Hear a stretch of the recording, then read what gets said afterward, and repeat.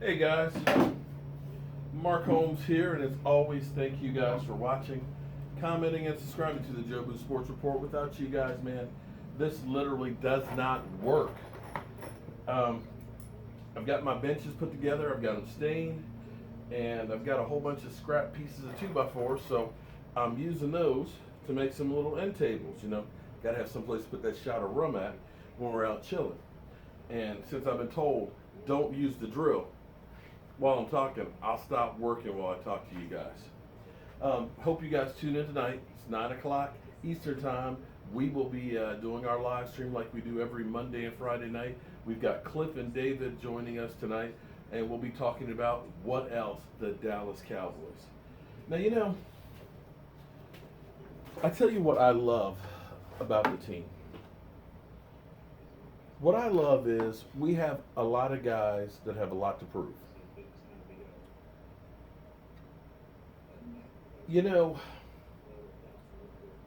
I like somebody who has to fight to get what's theirs. It's hard for me to think about guys that just automatically, you've got the pedigree, you went to the right school and everything else, and you're automatically given the keys that you're expected to be the guy. And when that happens, because there are people out there that are just naturally gifted, they've gone to the right school, they've been underneath the right programs, they've had enough eyes on them that everybody says, well, that's going to be a great player. But to me, it's the guy that has to earn it and has to keep earning it. The guy that has a chip on the shoulder who has to prove something that, to me, becomes the really great players. We've seen first round draft picks, guys that, Jamarcus Russells and Vince Young and guys like that have come out and have had the pedigree, the number one pick, and you see them fall on their face. But you see a guy like a Charles Haley, I hate to use him as an example, but Charles Haley was a fourth round draft pick from a Division I AA school that didn't have a winning season the whole time he was there. You weren't expecting him to have 5 Super Bowl rings and be a Hall of Famer. He had to earn it every single day. And we've got a few of those guys that are out there with a lot to prove. One that I'm hoping proves people wrong is Rico Gathers. Rico has the opportunity of a lifetime right now. We're hearing that, he doesn't quite get it yet. He needs more work. And it's actually in doubt that he can make the 53-man roster. He's changed what he's doing. He's not doing the rap music and things like that. He's not putting himself out there. The only thing we've seen on Instagram today is him actually working out. And he's got a lot to prove. You've got, and I know I'm going to butcher the name, but Jahid White, who was a number 1 draft pick from the Raiders, who has not lived up to expectations. 1 sack, 32 tackles. But they put him basically at defensive end. The guy's got the size and the pedigree, 6'4", 295 pounds, but I think he was playing out of position. He's getting a fresh start. And now he's starting from the bottom and having to earn his way. And make no mistake, there's a lot of guys in front of him that's going to make it difficult for him to go. I mean, you got Kony, Ealy, who's another guy who has a great pedigree, but has a lot to prove. He's got a chip on his shoulder. He's trying to make a name for himself. All these guys are getting fresh starts and trying to find their way. And quite frankly, those guys are in a great position. When you look at Ward and Kony Ealy, is there a better defensive line coach than Rod Marnelli? Yeah, he was a coach of the old 16 Lions as head coach, but I'm talking about position coaches. Even though NFL Network and ESPN and all those guys tell you that the Cowboys' defense is suspect, you look at what they've done under Rod Marnelli from 2013, 32nd, to 19, to 17, to 8th in yardage given up. They've steadily improved every single year without having a lot of great players. Who on the Cowboys defense does anybody know other than Sean Lee? I mean, is a name brand player. There hasn't been. None of those guys are. So when you start looking at what they've been able to accomplish, and now that you're getting these other guys that are going to be working with the Cowboys, Kony, Ealy, Jahid Ward, those guys have a great opportunity to make a name for themselves. And I know you guys are like, yeah, they're bums, but you know, I bet a lot of you guys said that about a George Selvey, who was a journeyman, 4 different teams, 3 sacks in 4 years, but got 8 sacks under Rod Marnelli. You look at David Irving, who was a practice squad guy. Yeah, he's out of shape right now, but he was out of shape last year and still got 7 sacks in 8 games. Those guys are in a great opportunity and a great position to make some strides, to really make their place in the NFL. And I'm hoping and praying that they do. But I like having guys who have to fight to get respect, fight for a position, fight to get playing time. Because I'm going to tell you, those guys are the guys that are going to give you every single bit. When you already know you're going to be the starter, your position is secure, are you really going out there and working that hard when you know you're the man? You really aren't. And I know I'm going to get grief for it, and I know Sandman's going to say, we've been down this road before, but Doc Walker is right. It's hard to be hungry when your refrigerator's full. So I've got one more of these to put together, cut some legs, and I hope you guys will tune in tonight for our live stream. We're definitely going to have some fun and definitely be talking about our Cowboys. The schedule is out. They will be in California. First practice, July 27th. Can't wait.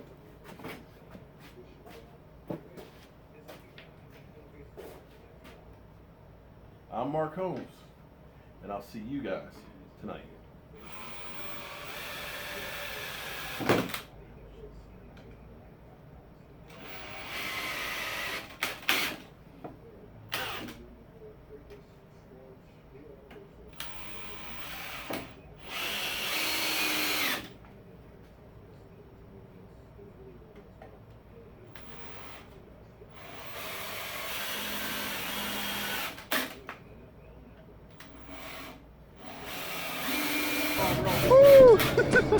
This is gonna make me cry.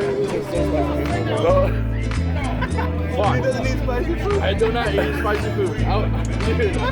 But how's the taste, though? That's bomb. It's good. Good chicken. Texture, man. But you still eat them, huh? Even though they're that hot. It's the pain from the spiciness and the love from the. They're good. They're really good. I need a beer though. I got some over here in the cooler, my man. I'm not trying to give us free fries. Oh, good. Dang it. That video, Mark. Oh, just grab my man a beer out of here. Can I get a beer? Yeah, I'm just using beer. I'll take it. Wait. Oh, there you go. You lucked out. One last beer. Oh. I mean, you can handle it. They're hot. Yeah. All right, man. Thanks, man. All right, no problem.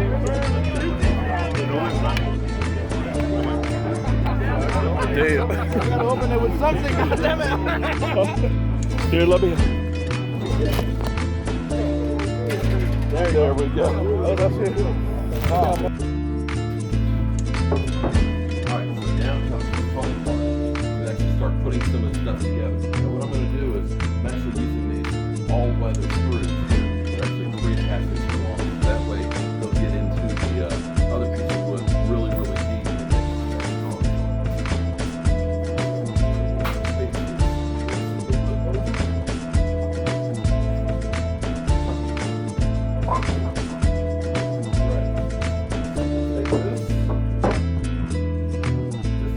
Butt joint is all we're going to be doing. These have a different tip on them, of course, because they are different types of screws. Everywhere. The way I have my marks up here. Got it pretty much so we know everywhere the screws are. So we're just going to put these in flush, and boom, roll together.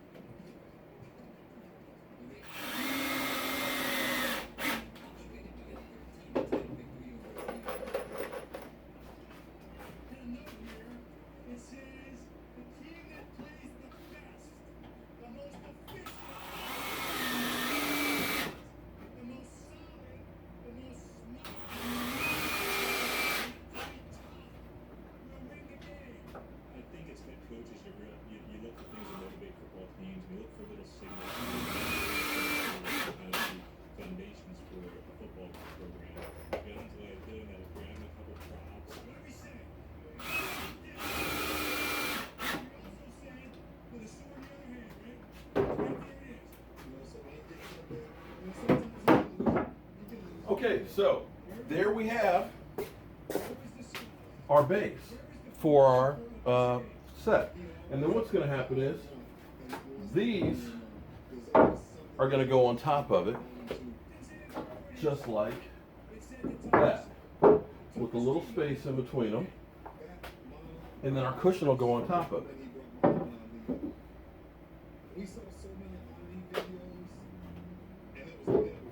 Now, one thing I'm going to also do here is if you have a router, or if you have a router table, this has a 1/4 inch round over roughly on it. I'm actually going to put a 1/2 inch round over just to make it a little bit smoother and allow the water to drain off a little bit better and to make sure we don't have any splinters in it. You don't have to do that, but it's a nice little extra effect that you can have for your bench.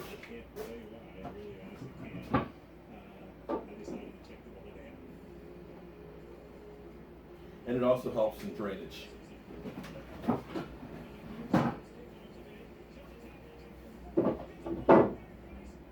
So now you can start to see how this is going to work.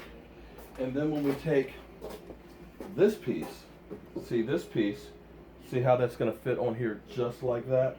Give us our angle, and then we'll take another piece of wood, and it'll actually go on here like this to make our backing. So that's the actual bench as it goes, and we'll end up using those real long screws right in here nice and thick to help hold it. Now the other thing that's a little bit different than the way Anna White did on hers is, because I'm making these so that way you can change it up or add to them, what we're going to do is we're actually going to have the arms, which will actually be all those scrap pieces that we have, will actually be pieces that are like this with another piece put on top for our arms. For our armrests and stuff. And again, we'll do a nice little round over all the way under so that way we won't get any splinters. So you can start to see how this will be coming together. And I think this is going to be fantastic. Yeah, I'm going to love this.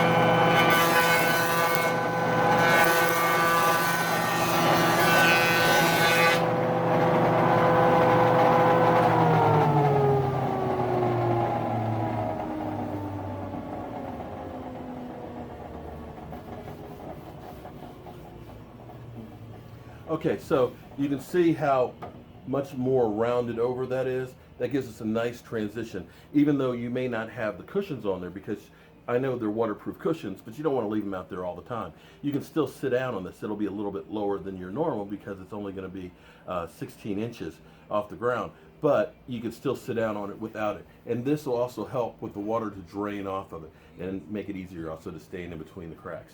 So what we're going to do is we're going to end up putting these about a 1/4 inch spacing apart. That way the water and everything will be able to drain. You'll be able to get your sponge in there to put some of the sealant and stuff around it, and it'll give us a really nice, good finish and help keep splinters down. Gotta love this.